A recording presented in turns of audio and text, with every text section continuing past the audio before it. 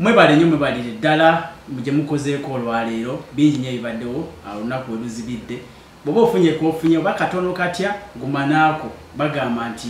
ate ne bwogabako akatono baga nti memeega baagaba enaagejjanga n'olwekyo oba ofunyeko akatonotono gabirako munno naye abeewo kubanga ebintu byakubeerawo kati tewakyali nnyo bintu by'amaanyi nnyo so ndi ne mmeeya Mulyanyama okuva Makindye twagala twogeremuko nsonga ntono nnyo nsonga z'ebyobufuzi ate n'engeri enguudo naddala mu Makindye omwo abantu boogedde ku luguudo lw'e Salama Road mbu abakyala sebo mmeeya mbu simanya amabeere gaagwa dda lwa nguudo mbi meeya embeera z'enguudo Lindawo katono yatandikira embeera y'enguudo mu Makindye eri etya egenda tereezebwa etya ekisooka njagala okwetondera abantu b'e Makindye nze nga nze ng'era nze munnabyabufuzi asooka okuwoninga challenges ne achievements abasinga bonna baagala kwekubya bifaananyi ku biwedde naye nze mukulembeze bwange nzikiriza nti enguudo embi n'ennungi bya Mulyanyama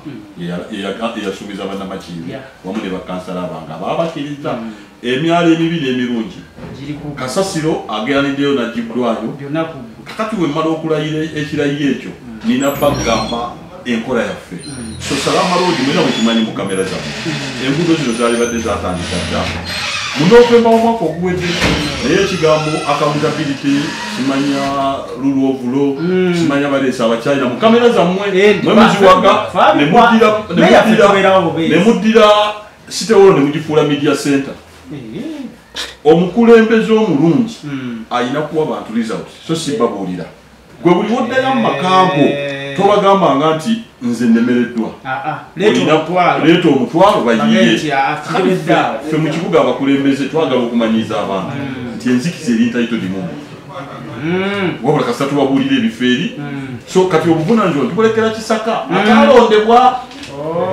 omuntu ono ayalondebwa mu nsana nentimba ebipano munaga kanonde Mulyanyama gwe nninamu essuubi kati ate bwe ntuuse mu bukulembeze buli kimu kyonna nkiza wa Kisaka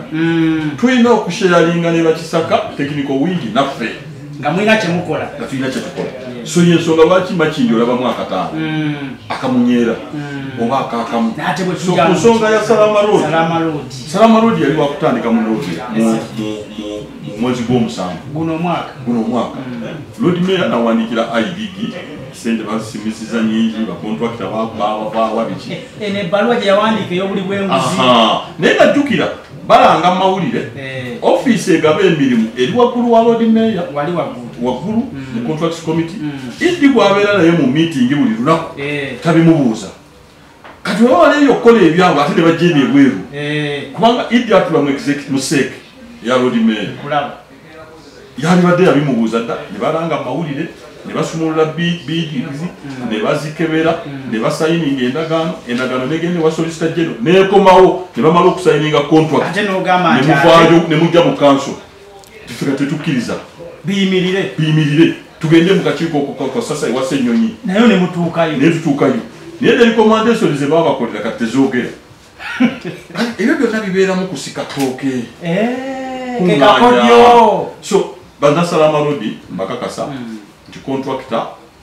IDG yamukiriyalinga ekibadde kikyasibye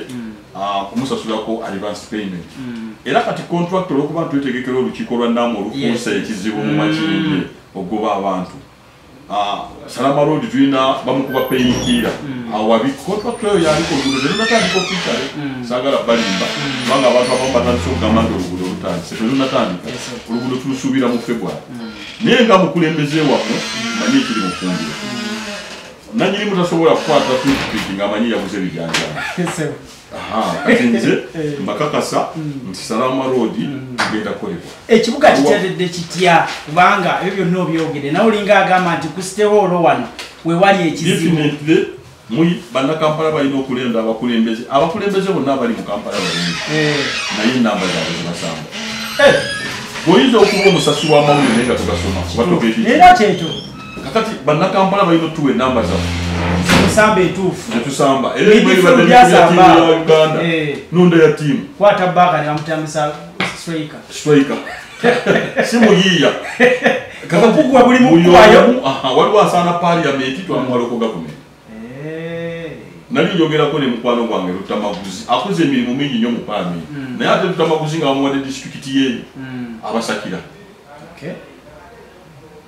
kati waliwo obukulembeze nga nsaana mu parliament ate kubanga mu local government nsangayo tiimu Museveni gyalonze y'ekyankwanzi kaada kati nsamba nayo ntya mu mupiira waliwo kye tuyita ball player ne footballer footballer yoyo gambula Lampard bamulabako ayinza omupiira gwa academy kati wabairawo ball player nga bulaba ba Messi ba Ronaldinho okitegeera kati mu local government nosanamu omuntu nga ball player nga omupiira okosa bulungi ali creative asobola okugamba wano tawuni kiraka wano kiji wali mutoze n'abako ku mukulembeze Sebana ng'akwata akatabo ke nayambuka wagulu mu ofisi ya tawuni kiraka wa Kampala Roberto olwaleero ffe ndaba meeya tuyina entebe genda buli ofisi ya meeya oba otulamuli n'okwewa zikomeno oyinza okugamba mwanga zikomeno teriyo mwetoowaze kukolera bannayuganda buli agira ayagala political head ngenda kuba mwetoowaze mu kibuga okulaba nga bannakampala nkyusa ekibuga kyabwe abasinga okuwa omusolo mu ggwanga tweyanza nnyo tweyanzeege tugenda kukomawo ne meeya mu kaseera kano naye tujjako ku ofiisi eyo meeya